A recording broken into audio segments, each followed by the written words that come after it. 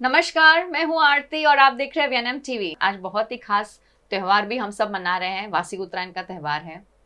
Mowgli character आप सभी को बहुत अच्छे से याद होगा। मोगली की जो स्टोरी थी जंगल बुक, वो भी बच्चों को खास करके बहुत पसंद है। लेकिन वो स्टोरी में हम देखा है हमने कि जो बच्चा है वो बाय मिस्टेक एनिमल्स की फैमिली में जा पहुंचता है और कुछ समय तक उसे समझ ही नहीं आता कि वो कहाँ है। कि वो बच्चे को जो जितने भी पशु हैं, पक्षी हैं, वो सारे कम्युनिटी वाले उसे एक्सेप्ट करने की कोशिश करते हैं। लेकिन यही अगर हम बात करें हमारी अपनी खुद की, हम इंसानों की, तो क्या हम अपना इतना भी योगदान देने की कोशिश करते हैं कि हमारी एनवायरनमेंट यानी हमारे पर्यावरण का जो हिस्सा है, पशु पक्षी जानवर इंसेक्ट्स, ये सभी हमारे इस सिस्टम का हिस्सा हैं। ये सभी को उतना ही हक है अपने पर्यावरण को अच्छे से और साफ सुथरे तरीके से यूज करने का जितना हमारा है। लेकिन हम कहीं ना कहीं सोचते हैं कि सारा जो हक है इसे पर्यावरण को यूज करने का वो सिर्फ हमारा ही है। यही चीज हमें अपने बच्चों तक पहुंचानी बहुत ज़्यादा ज़रूरी है कि पर्यावरण जो है ये हम सभी के लिए है और इसे संजोने का काम भी हम सभी की रिस्पॉन्सिबिलिटी है। आज के इस बहुत ही अच्छे पर्व पर हम जुड़ रहे हैं कुछ बहुत ही यंग बच्चों के साथ जो इस मुहिम का हिस्सा हैं, अपने गुरु के साथ जो है मिस्टर हितार्थ पंड्या। हितार्थ जी, आपका बहुत बहुत स्वागत है। नमस्कार। और हितार्थ जी के साथ मौजूद हैं मान्या और Harshil and Manya. Welcome to the show.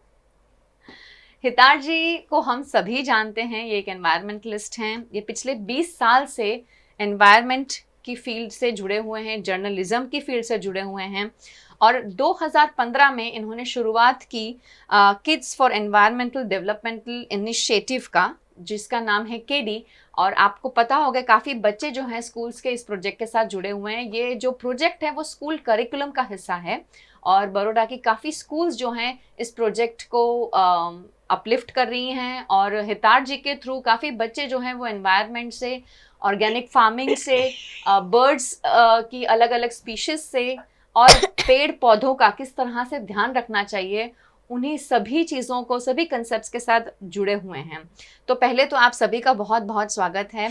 एक प्रोजेक्ट है जिसे बहुत ही अभी प्रशंसा जिसकी हो रही है, वो है बर्ड्स फेस्टिवल के बारे में। भाईली गांव के पास जो एक तालाब है, वहाँ पे आपने वेटलैंड्स को सेव करने का जो एक एफर्ट डाला है बच्चों की टीम के साथ। ये प्रोजेक्ट क्या है? हमारे जो यूनिवर्सिटी के स्टूडेंट्स हैं उनको भी मैं एनवायरमेंटल जर्नलिज्म पढ़ाता हूँ, नवरत्न यूनिवर्सिटी और एमएस यूनिवर्सिटी दोनों में जी। तो वहाँ पे जब मैं इन बच्चों को अर्बन एरियाज में एनवायरनमेंट के इश्यूज क्या क्या होते हैं वो बताने के लिए मैं अक्सर उनको बाहर लेके जाऊँ, क्योंकि वो पर्यावरण ऐसा विषय है जो क्लासरूम के अंदर हम नहीं सिखा सकते। तो उनको वो मैं दिखाने के लिए बाहर लेके आया और वहाँ पे पहली बार मैंने इस तालाब को देखा था और वो जो नज़ारा है मुझे आज भी याद है, क्योंकि पंछी और इंसानों के बीच में इतनी मित्रता पूर्ण जो एक भाव था वो मैंने पहली बार देखा। ज़्यादातर ये देखा जाता है कि पंछी उड़ जाते हैं इंसानों को देख के, लेकिन वहाँ पे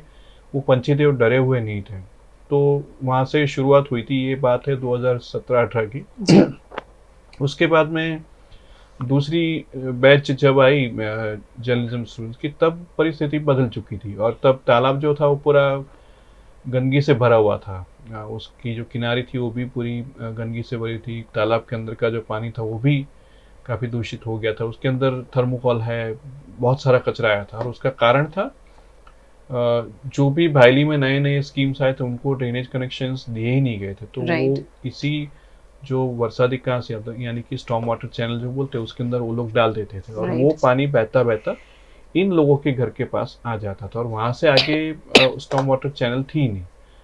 तो वहाँ पे कचरे का तालाब बन गया था और सारे पंछी गायब हो चुके थे। तो काफ़ी पीड़ादायक एक माहौल मेरे लिए था कि इतना अच्छा तालाब जहाँ पे मैंने एक खजाना देखा था वो पूरा बर्बाद हो चुका है। जी। तो वहाँ से फिर मैंने सोचा कि इस तरह से अगर चुप बैठेंगे या तो जो हो रहा है उसको होने देंगे तो इतना पढ़ाने का या तो इतना कुछ सोचने का कोई मतलब ही नहीं है। और मैंने तब निश्चित किया था कि इस तालाब का रंग रूप सब बदलना पड़ेगा और पंछी को वापस बुलाना पड़ेगा। तो मैंने पहले जब शुरुआत की थी तब मैंने सोचा था कि मैं 12 से 16 या 18 साल के बच्चों को मैं इस प्रोजेक्ट में मेरे साथ रखूँगा, क्योंकि वो बड़े बच्चे हैं तो मुझे आसानी से वो मदद कर सकते हैं जी। लेकिन 2-3 मीटिंग के बाद मुझे पता चला कि वो लोग मुझे देखते ही रास्ता काट लेते थे क्योंकि उनको मोबाइल में उन सब चीज़ों में ज़्यादा रुचि थी। तो करेक्ट। मुझे पता चला कि ये मेरा टारगेट ग्रुप नहीं है, और तब मैंने अपना सोचने का तरीका थोड़ा मैं बदल रहा था। तो ये सब जब मैं सोच रहा था तब मैं वो मंदिर के पास बैठा हुआ था, तो ये सारे छोटे छोटे बच्चे जो है वही मेरे पास आए और मुझे पूछा कि सर आप कौन हो, आप यहाँ पे क्यों आए हो। क्यूरियोसिटी होती है, एक जी, उत्सुकता बिल्कुल। होती है। तो बड़े साजिक सवाल थे उनके, और मैं उसका उतनी ही साजिकता से जवाब देता गया। तो वहाँ से हमारा जो रिश्ता था वो बना था, जी। और ये पूरी यात्रा वहाँ से शुरू हुई थी। ये हमने जो शुरू किया है वो हम सबके लिए सीखने की बात है। ऐसा नहीं है कि मुझे ये सारी चीज़ें पता ना, मैं कोई बॉटनिस्ट या तो ऑर्निथोलॉजिस्ट या तो जूलॉजिस्ट नहीं हूँ। मैं जी। मुझे जानना पड़ेगा। वो मुझे पता चला कि इन बच्चों को अगर मुझे पढ़ाना है तो मुझे भी उतना ही सीखना पड़ेगा। तो मैंने काफ़ी कुछ पढ़ा। वेटलैंड इकोलॉजी क्या होती है वो भी मैंने समझा अपने दोस्तों से। मेरे काफ़ी गुरु मित्र भी हैं, उन्होंने मुझे समझाया, और वही सारा जो ज्ञान है वो इन बच्चों को मैं देता गया। राइट। तो धीरे धीरे उनका नज़रिया बदलता गया, और आज हम उस मुकाम पे आ गए हैं कि तालाब की सफाई हमने की है, लेकिन उससे भी बड़ी सफाई जो हमने की वो हमारे मन की सफाई की है। वंडरफुल। और ये मन की सफाई की बात सिर्फ इन 10 बच्चों की या 15 बच्चों की बात नहीं है, लेकिन पूरा जो एक वहाँ का कम्युनिटी है उनकी मन की सफाई हुई है। उन लोगों ने अपना ज़िंदगी जीने का जो तरीका है वो बदला है। ओके। और बच्चों के साथ जो कुछ दुर्व्यवहार भूतकाल में हो रहा था वो अब बंद हो गया है। जी। और गांव के जो बड़े लोग हैं वो इन बच्चों को मान से देखते हैं। राइट। तो ये एक बदलाव आया है। तो प्रकृति जो होती है वो हमको बहुत कुछ सिखाती है, और ये सिर्फ एक पंछी की बात नहीं है, जैसे मैंने आपको एक पूरी कम्युनिटी जो है उसकी बात है, और हम लोग सब साथ में बहुत सारी चीजें सीख रहे हैं। मान्या, आप बताएंगे मुझे कि आपने जब हिताज सर को पहली बार देखा या उनसे मिले तो आपने क्या प्रश्न पूछा उनको कि वो वहाँ क्यों आए? मुझे लगा था कि वो एकदम अट्रैक्ट हो गए, तो बड़ी बड़ी मूछें थी, हाँ। एक बड़ी हेड थी। जी। तो हम लोग उनके पास गए और पूछा कि कौन है आप, क्यों आए इधर। तो उन्होंने कहा कि इधर कितना कचरा है, इधर इतने सारे पंछी आते हैं, तुम लोग ध्यान नहीं रखते हो, उससे कोई इसका ध्यान नहीं रखता है। तो हमने बोला कि इधर इधर क्या पंछी आते होंगे, इधर तो सब कचरा फेंकते हैं। तो फिर सर ने बोला कि इधर बहुत सारे पंछी आते हैं, आप उसका ख्याल नहीं रखते। अगर आप इसको साफ कर दे हम लोग तो यहाँ पे बहुत सारे पंछी आएंगे। अच्छा, और वो बात सही हुई आपकी सफाई के बाद? हाँ, हमने सफाई की बाद में बहुत सारे, हमारे वहाँ 46 या वैसे पंछी आते हैं। वाह, वंडरफुल। हर्षिल, अब आप बताएं आपका एक्सपीरियंस कैसा रहा ये प्रोजेक्ट के साथ जुड़ने का? आपको क्या पहले पता था कि वो तालाब के पास इतने बर्ड्स आते हैं? नहीं, मतलब जब सर ने बताया कि यहाँ पे इतने सारे पंछी आते हैं, लेकिन हम लोगों को इतना पता नहीं था क्योंकि हम वहाँ पे जाते नहीं थे, क्योंकि पेरेंट्स भी अलाउड नहीं करते थे। राइट। क्योंकि वहाँ पे सब मतलब खुले में ही सब लोग सब कुछ करते थे, मतलब कचरा फेंक के चले जाते थे, अल्कोहल ड्रिंकिंग करते थे। राइट। तो फिर हमारे पेरेंट्स भी हमको नहीं जाने देते थे। और फिर जब सर ने बताया कि यहाँ पे तो बहुत सारे बर्ड्स आते हैं, अगर तुम लोगों को उन सारे बर्ड्स को देखना है तो तुम्हें यहाँ पे थोड़ी साफ सफाई करनी होगी। तो फिर ऐसे करके हम लोगों ने वहाँ पे साफ सफाई की, और वहाँ पे बर्ड्स की मतलब जो बर्ड्स होते हैं वो धीरे धीरे बढ़ने लगे। तो फिर वैसे ही हमने तालाब को अंदर से भी साफ किया, मतलब जो ज्यादा मतलब जो प्लांट्स काम के नहीं होते हैं उनको हटाकर हमने जो प्लांट्स काम के होते हैं उनको लगाया। और उससे वहाँ पे ज्यादा इंसेक्ट्स आए, और इंसेक्ट्स को बर्ड्स खाते हैं तो फिर बर्ड्स भी आने लगे। राइट। तो पर तालाब की साफ सफाई के लिए तो बहुत ज्यादा मशीनरी का काम होता है या बड़े लोगों का काम होता है, तो वो आपने कैसे करवाया? मतलब आपके टीम में और कौन कौन लोग थे सफाई में? हमारी एक पूरी टीम है, उसमें पूरे 9-10 जन थे, लेकिन जब पहले की बात थी तो तब पूरे 15-16 जितने बच्चे थे, और हम सब ने साथ मिलकर उस पूरे तालाब को साफ किया था। जी। और फिर जब आगे बढ़ने की बात आई तो फिर कुछ पेरेंट्स ने उनको भेजना बंद कर दिया कि ये क्या तालाब साफ करा रहे हैं, इनमें तो कुछ भी मतलब बच्चे बीमार हो जाएंगे, और वो सब के लिए फिर पेरेंट्स भेजते नहीं थे। लेकिन हमारे पेरेंट्स ने हमको भेजा कि तुम लोगों को कुछ नया सीखने को मिलेगा। और फिर वैसे ही अभी हम लोग मतलब अभी दूसरे बच्चे भी धीरे धीरे आना शुरू हो गए, और धीरे धीरे हम भी नए बच्चों को सिखा रहे हैं कि यहाँ पे ऐसे बढ़ जाते हैं और हमें इसे क्यों क्लीन रखना चाहिए और वो सब। आई एम श्योर ये कोई एक छोटा टास्क नहीं है, इसमें बहुत महीने आपने इन्वेस्ट किए होंगे। इन बच्चों के पेरेंट्स को कन्विंस करने में आपको कितना समय लगा? क्योंकि आई थिंक पेरेंट्स को, बच्चों को जोड़ने से पहले पेरेंट्स को समझाना बहुत ज़रूरी है। बिल्कुल। ये जैसा मैंने आपको बताया कि ये सिर्फ एक पर्यावरण की बात नहीं थी, इसमें बहुत सारे पहलू जुड़े हुए थे। जी। नंबर 1, मुझे काम जो चाहिए था वो इन बच्चों से, और काम मतलब ये तो ठीक है सफाई की बात हुई, लेकिन मेरा जो मकसद था वो नॉलेज का था। जी। कि जब तक बच्चे सही ज्ञान नहीं लेंगे तब तक ये गलतियां होती रहेगी। करेक्ट। और एक बार जब बच्चे सही रास्ते पे आ जाएंगे तो उनके माँ बाप जो है वो अपने आप उसी रास्ते पे चलेंगे। करेक्ट। तो शुरुआत जब की तो मैंने कम से कम 1-1.5 महीने तक मैंने और कुछ बात ही नहीं की। मैंने उनसे सिर्फ इतना ही बोला कि हम लोग पहले समझते हैं कि हमें क्या चाहिए, हम क्या करने वाले हैं।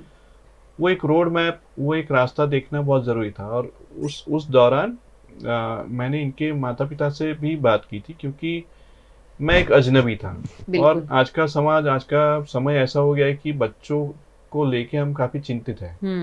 काफ़ी सारी घटनाएं घटती है ऐसी जिसकी वजह से हमारे जो माता पिता उनका भरोसा टूट चुका है। Absolutely. उस परिस्थिति में बच्चों के साथ काम करना बहुत ही सेंसिटिव इशू हो जाता है। तो मैंने उनके माँ बाप से रेगुलरली बात की थी कि मैं कौन हूँ, मैं कहाँ रहता हूँ, मेरा परिवार क्या है, ये सब उनसे मैं बताता रहता हूँ। धीरे धीरे करके एक संबंध बनते गए हमारे। जी। और एक भरोसा भी हमारा बनता गया। अभी ये सब जो मेरे बच्चे हैं तो इनकी मम्मी जो थे तो वो मुझे मामा, बच्चों के मामा आ गए ऐसे कह के बुलाते हैं। हाँ, क्यूट। अच्छा। तो मैं भी बोलता हूँ कि हाँ तुम लोग मुझे मामा ही बनाते हो हमेशा। तो आज वो जगह पे हम पहुँच गए जहाँ पे माँ बाप कभी सवाल नहीं उठाते कि आप बच्चों को क्या सिखा रहे हो या तो कहाँ पे लेके जा रहे हो। ये सारी चीज़ें अब एक रिश्ता बन चुका है। तो अब ये है एक परिवार का मामला हो गया है। और वो लोग मुझे अपने परिवार का ही सदस्य गिनते हैं। ना सिर्फ मैं, लेकिन मेरा परिवार जो है, मेरा एक बेटा और एक बेटी है, तो हम 4 लोग जो है वो भी उसी परिवार की तरह वहाँ पे जाते हैं, उनके साथ में खाना खाते हैं, उनके साथ समय बिताते हैं और काफ़ी सारी चीज़ों में एक दूसरे की मदद करते हैं।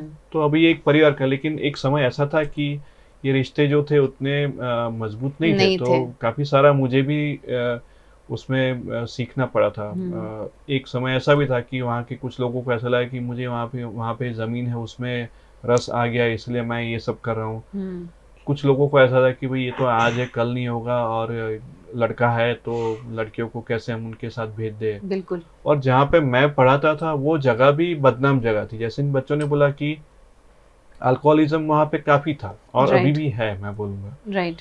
तो मैं इन बच्चों को पढ़ा रहा हूँ तो मेरे सामने वहाँ के लोग जो है वो बैठ के दारू पीते थे, जोर से म्यूजिक बजाते थे, जुआ खेलते थे। और ये मानिया तो तब बहुत छोटी थी। सबसे बड़ी बेटी जो थी वो नन्ही थी, वो तब 7th में थी शायद। राइट। तो ग्रेड 7 में बच्चियाँ थी तो उसको समझ में आता, तो उनके सामने वो खुले में पेशाब भी करते थे। राइट। तो ये सारा मुझे भी हैंडल करने में काफ़ी तकलीफ हुई थी, क्योंकि वो मेरी जिम्मेदारी थी।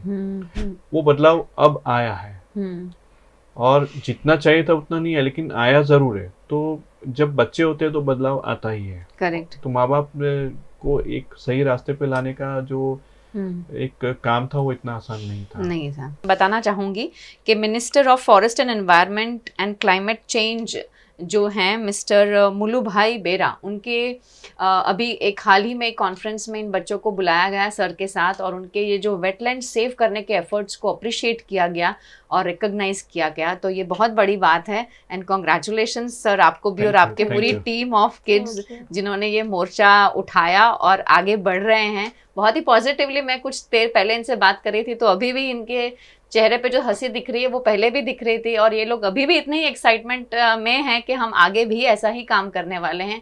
ये बहुत अच्छी बात है बेटा। उत्तरायण का त्यौहार है और आपको पता है कि लोग मांझा जो यूज़ करते हैं पतंग चगाने के लिए, उसमें कांच का वपराश होता है, और इस बार तो गवर्नमेंट ने चाइनीज़ जो मांझा है उस पर रोक भी लगाई है कि वो सेफ़ नहीं है हमारे पक्षियों के लिए। तो आपको कितना अच्छा लगता है ये त्यौहार? अगर आप काइट चलाते हैं और अगर आपको ये एहसास होता है कि किसी बर्ड को लग जाएगी, तो वो फीलिंग क्या आती है? आप काइट चलाते हैं, पतंग उड़ाते हैं? उड़ाते हैं? हाँ। बताइए।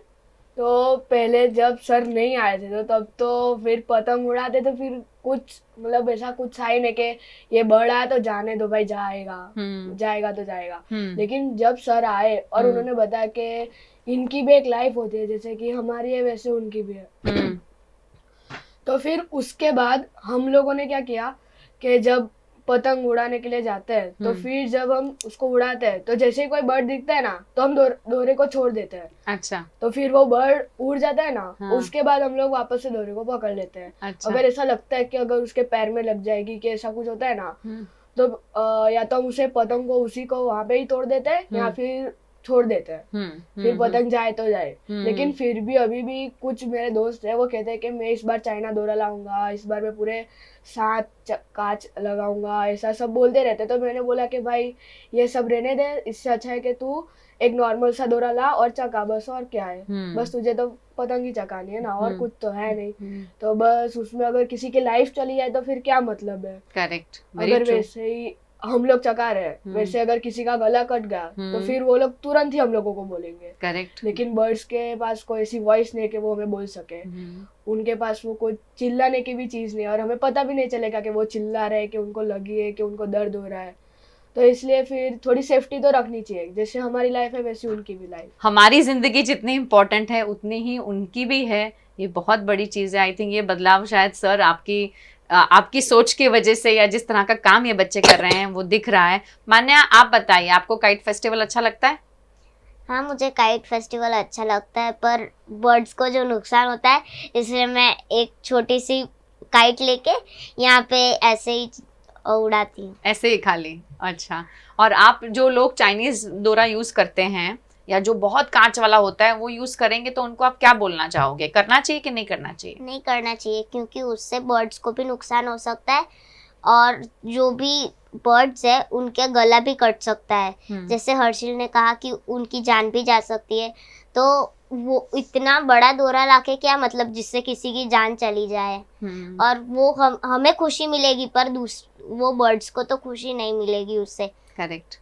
और हमें सिर्फ पतंग ही चगानी है तो हम कोई भी डोरे से चगा सकते हैं। वेरी गुड, बहुत सही बात है। अगर पतंग चगानी है तो कोई भी डोरा ले सकते हैं। उसमें इतना सब कांच वाला चाहिए, इतना भारी डोरा लेकर इतना सारे पैसे भी तो इन्वेस्ट करते हैं हम, इतने महंगे महंगे डोरे खरीदते हैं। आपको पता है डोरा कितने का आता है? अराउंड 700 के इतने का अब तो आ रहा है। अरे अभी तो हजारों में जाता है। अगर आप जाएंगे मार्केट में ढूंढने के लिए तो इतना एक्सपेंसिव है डोरा। और खाली किसके लिए कि हमने कितने पेज काटे हैं। लेकिन वो पेज काटने के दौरान किसी पक्षी का पर कट रहा है, उसके पैर में चोट लग रही है, उसके गर्दन में चोट लग रही है। शायद हम ये सारी बातों पे गौर नहीं फरमाते हैं, लेकिन जिस तरह से ये बच्चे सब आज बोल रहे हैं, आप सभी को इसके बारे में गौर करने की बहुत ज़्यादा ज़रूरत है कि हमारी ज़िंदगी के साथ साथ ये जो पक्षी हैं, पशु हैं, जानवर हैं, उन सभी की ज़िंदगी बहुत ज़्यादा इम्पोर्टेंट है। वो भी अपना एक परिवार का हिस्सा हैं। वो भी किसी के मम्मी पापा होंगे या किसी के बच्चे होंगे शायद, जिनके माँ बाप घोंसले में बैठ के अपने बच्चों की प्रतीक्षा कर रहे हैं, या मम्मी पापा बाहर है और बच्चे घोंसलों में हैं। और ऐसे में अगर उनको लग जाती है तो कितनी बड़ी दुख की बात है। इस त्यौहार पर खास कर लोगों को किस बात का ध्यान रखना चाहिए? ये जो ज़्यादा तेज धार वाला जो धागा है जी, वो हमारी एक मानसिकता दिखाता है जी, कि मैं ज़्यादा पतंग काटूं। मेरे बाजू वाले जो लोग हैं उनसे मैं 3 ज़्यादा काटूं, उसकी पतंग मैं काटूं, तो हमारा कहीं ना कहीं हमारा स्वार्थ और वन अप वाली जो फीलिंग है कि उससे ज़्यादा एक मैं करूँगा, वो आती है। और मुझे लगता है कि वहीं पे हम लोग सब थोड़ा आत्मचिंतन करें तो ये सारा प्रश्न जो वो ख़त्म हो जाएगा, क्योंकि वो डिमांड आई इसी वजह से उसका सप्लाई हुआ बिल्कुल। कि मेरी पतंग कटनी नहीं चाहिए। तब जाके किसी ने सोचा होगा कि ऐसा धागा बनाते हैं कि जो काट ही ना सके कोई, और वहीं से फिर चाइनीज धागा आ गया जी। तो वो मानसिकता अगर हम बदले, हर एक परिवार में वो मानसिकता आ जाएगी तो चलो, आप त्योहार है उसको हम मना नहीं कर सकते कि मत उड़ाओ, लेकिन कुछ चीज़ें ऐसी हैं जो हम अगर उसको हम अपने जीवन में थोड़ा सा भी एडप्ट कर लेते तो वो उतना कुछ नुकसान नहीं होगा। करेक्ट। और मुझे लगता है कि हमारे शहर में हर एक फैमिली से सबको कभी ना कभी ये सारे जो रेस्क्यू कैंप्स होते हैं वहाँ पे एक बार जाना, आपको देखना चाहिए कि किस हालत में वो पंछी होते हैं। मैं अभी बोल रहा हूँ तो भी मेरे रोंगटे खड़े हो रहे हैं, क्योंकि मैंने ऐसे बहुत सारे कैंप्स में, मैं पत्रकार था तभी भी गया था, और मैं खुद रेस्क्यू वर्क में भी कभी जुड़ा हुआ था जी। तो मैंने देखा है कि वो कितनी बुरी हालत होती है जी। जीवन सबका एक समान होता है, जैसे हर्षिल ने और मान्या ने बताया, सबका जीवन एक समान होता है। और अब जब इंसानों पे बनी है तब अब हम ये समझ पाते हैं। बिल्कुल। क्योंकि जब इंसान मरने लगे इसी धागे की वजह से, तब सरकार जागी और उन्होंने बोला कि ये तो गलत चीज़ है, आप बंद करो। लेकिन मैं तो ये मानता हूँ कि आपका धागा थोड़ा कच्चा होगा, लेकिन आपके अगर संबंध प्रकृति के साथ में पक्के होंगे तो वो जीवन ज़्यादा आनंदमयी होगा। बिल्कुल ऐसा बिल्कुल मानता हूँ। बिल्कुल सही बात है। और ये बहुत बड़ा मैसेज है, हम सभी को समझने की कोशिश करनी है। हम बोलते हैं कि ये आपकी रिस्पॉन्सिबिलिटी है, नहीं है, हम सबकी रिस्पॉन्सिबिलिटी है। हम सभी इस सोसाइटी का हिस्सा हैं और ये हमारी इक्वल रिस्पॉन्सिबिलिटी है कि हम एज एन अडल्ट तो ये चीज़ों का ध्यान रखें, लेकिन हमारे फैमिली में जो बच्चे हैं, बूढ़े हैं या हमारे और रिलेटिव्स हैं, उन्हें भी ये मैसेज ज़रूर दें कि इसे कंपटीशन ना लेते हुए अगर हम त्यौहार की तरह इसे सेलिब्रेट करेंगे तो मज़ा क्या है कि सोसाइटी में अपने दोस्तों के साथ, अपने परिवार के साथ रहना, वो 2 दिन उनके साथ खान पीन खाएंगे, आप मज़े करेंगे। जैसे कि हर तरह का स्पेशल डिशेस बनती हैं, गुजराती लोगों के यहाँ वहाँ पर अच्छा अच्छा खाना बनता है। तो ये सब चीज़ों का अगर आपको लुफ्त लेना है तो आप अपने घर वालों के साथ बैठकर बातचीत कर कर, हंसी मजाक करके भी कर सकते हैं, ना कि हम किसी की जान को दाव पर लगाकर हम पेज काट रहे हैं और हम ये प्रूफ करने की कोशिश कर रहे हैं कि भाई हाँ मैंने तुमसे ज़्यादा काट लिए, लेकिन वो काटने के चक्कर में हमने किसी की ज़िंदगी दाव पर लगाई है। वो बहुत ही बड़ी चीज़ है, इसका एहसास हमें जब भी हो वो बहुत इम्पॉर्टेंट है, और हमें होगा तो हम हमारे बच्चों को करवा पाएंगे। हिताज सर की टीम के दूसरे 2 मेंबर से भी रूबरू होते हैं। सबसे पहले मिलेंगे नंदनी से। नंदनी 15 वर्ष की है और काफ़ी सालों से सर के साथ इस प्रोजेक्ट पे काम कर रही हैं। सर इन्हें टीम लीडर के नाम से बुलाते हैं। नंदनी, आपका एक्सपीरियंस कैसा रहा ये वेटलैंड्स को सेव करने का, बर्ड्स को वहाँ ज़्यादा बर्ड्स को इकट्ठा कर सकें, उनकी स्पीशीज़ को वेलकम कर सकें, कैसा था आपका एक्सपीरियंस? सबसे पहले जब सर 2019 में आए थे, कोई इंटरेस्ट नहीं था बर्ड्स के बारे में कि क्या करना है, क्या है, मतलब कि वहाँ पे जो हमारा वेटलैंड है, मुझे उसके बारे में भी कुछ नहीं पता था कि वो इतना अच्छा वेटलैंड है या फिर वहाँ पर इतनी सारी स्पीशीज आती है और वो जगह इतनी गंदी है। धीरे धीरे हमारी जर्नी स्टार्ट हुई। स्टार्टिंग में बहुत बोरिंग लगता था कि क्या ये बर्ड्स का मतलब वेटलैंड सेविंग है, क्या करवाते रहते। फिर मैं अकेली हो रही थी, मैंने बोला मैं अकेली जाके क्या करूँ। मैंने मेरे सारे फ्रेंड्स को इकट्ठा किया और मैंने बताया कि चलो सबको मज़ा आएगा। जैसे मुझे मेरे चाचू ने बोला कि जा मज़ा आएगा, मैंने सबको बताया कि चलो मज़ा आएगा। फिर धीरे धीरे सर ने शुरू किया सिखाना, कैसे मतलब वेटलैंड को क्लीन रखना है, कैसे बर्ड्स को आइडेंटिफाई करना है, उनको कैसे पहचानना है, कैसे उनके नेम्स सीखने हैं। तो धीरे धीरे हमने स्टार्ट किया और फिर कोरोना आ गया तो सर ने ऑनलाइन हमारी स्टडीज़ शुरू रखी। और फिर बाद में हमने हमारा जो तालाब है, सर ने हमें एक अच्छी बात बताई थी कि अगर हमारे घर पे मेहमान आते हैं तो हम अपना घर साफ रखते हैं, वैसे ही इस तालाब में भी विंटर में माइग्रेटरी बर्ड्स आता है तो हमें उनका घर साफ रखना चाहिए।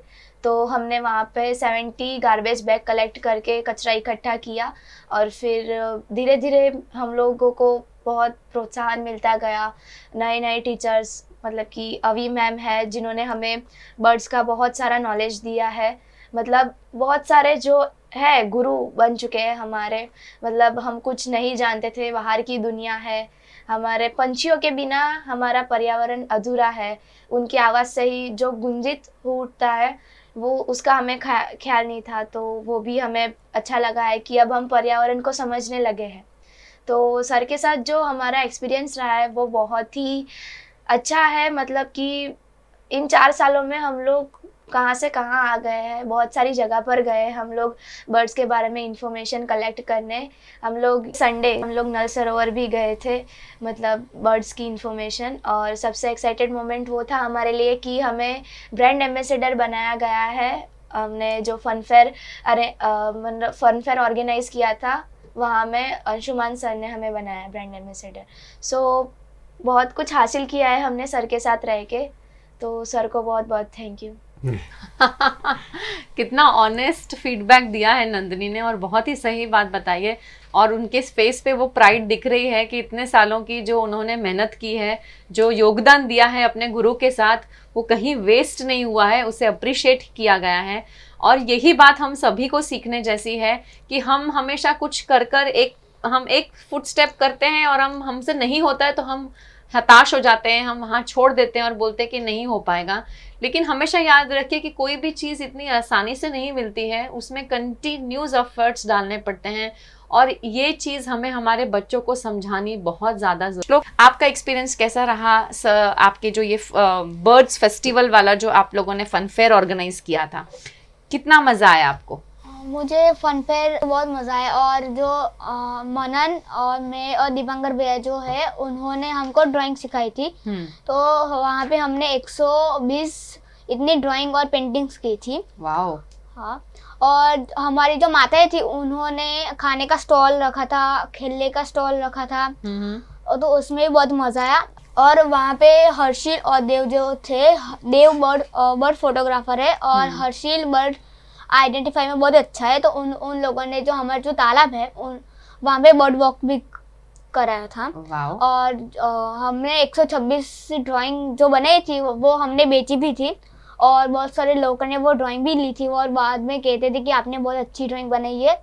और हम उसके वर्क के बारे में और ज्ञान देते थे। वो ज्ञान इसलिए देते हैं क्योंकि एक व्यक्ति को ज्ञान देंगे तो वो दूसरे को कहेगा, दूसरा तीसरे को कहेगा। इसलिए पूरा जो ज्ञान है हमारा बर्ड्स का वो फैल जाएगा और सबको पता चलेगा कि ये ऐसा होता है और ये ऐसा बर्ड है, ये दूर से आता है, वो ये बहुत रेयर है, ऐसे सबको पता चलेगा।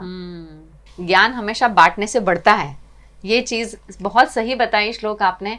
और देखिए ये कितने हैप्पी हैं अपना ज्ञान बांटने के लिए भी। और आई थिंक सारा क्रेडिट जो है उनके गुरु हितार्थ जी को जाता है। सर, आज के इस मौके पर क्या संदेश आप देंगे हमारी ऑडियंस को? आरती जी, मैं बस एक ही बात कहना चाहूँगा कि श्लोक है, नंदिनी है, मान्या है, हर्षिल है, ये जो बच्चे हैं ऐसे ही हजारों बच्चे हमारे आसपास है। और हमारे आसपास ऐसे ही सुंदर तालाब भी है। बिल्कुल।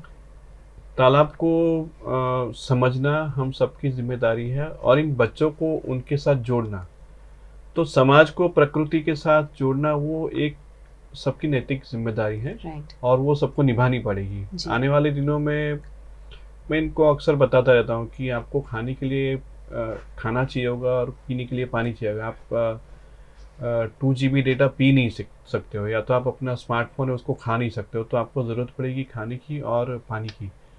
तो प्रकृति को समझे और बच्चों को ये जो धरोहर जो हमको हमारे बुजुर्गों ने दी है, वही धरोहर हम अच्छे से संजो के इन बच्चों को हम दे, तो इनका भविष्य जो है वो उज्जवल रहेगा। वरना जो दुखदायक यात्रा इनको करनी पड़ेगी वो हम सोच भी नहीं सकते हैं। Very true, very true. तो बस यही जो एक होता है वेटलैंड, जो हम सबको पता है कि नल सरोवर है या तो वडवाना है, तो जैसे ही ठंडी आती है तो सब लोग वहाँ पे जाते हैं। लेकिन मैं ये कहूँगा कि हमारे ही शहर में ऐसे बहुत सारे मैक्रो वेटलैंड्स हैं जिसमें मैक्रो वेटलैंड इकोसिस्टम जो वो समझना, और उसी तालाब में बहुत सुंदर पंछी आते हैं।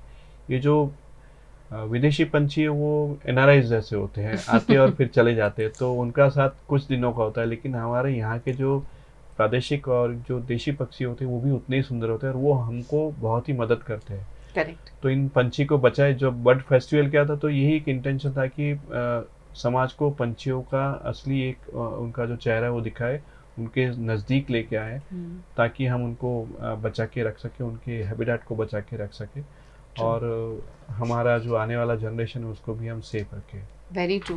Thank you so much Hitarth ji, और थैंक यू आप दोनों का, नंदिनी और श्लोक, हमारे साथ जुड़ने के लिए। आप सभी ऑडियंस का बहुत बहुत धन्यवाद। एक ही बात कहेंगे कि जिस तरह सर ने बताया कि हमारी सभी की रिस्पॉन्सिबिलिटी है, और ऐसा नहीं कि सिर्फ विंटर्स के दौरान, लेकिन अगर हम बाकी सीजन्स में भी अगर हमारे आसपास के जो छोटे छोटे तालाब हैं वहाँ जाकर अगर हम सिर्फ एक मॉर्निंग वॉक पे अगर हम निकलते हैं और हमें थोड़ी सी भी बदबू आती है, या तो ऐसा लगता है कि कल से ये रूट पे नहीं आएंगे, हम रूट चेंज कर लेंगे। लेकिन वो रूट पे क्यों नहीं आना है, वहाँ पर क्यों गंदगी है, वहाँ पे ऐसा क्या हो रहा है जिससे ये बदबू आ रही है, वहाँ के आसपास के रहने वाले लोग कैसे रहते होंगे, अगर थोड़ा भी इंटरेस्ट हम ये डेवलप करते हैं सोचने में, तो बहुत बड़ा परिवर्तन आ सकता है। हम परिवर्तन ला भी सकते हैं। दिक्कतें ज़रूर आएंगी, लेकिन जिस तरह से इन बच्चों ने ठाना, सर ने ठाना, पॉसिबल हुआ, और हम भी कर पाएंगे।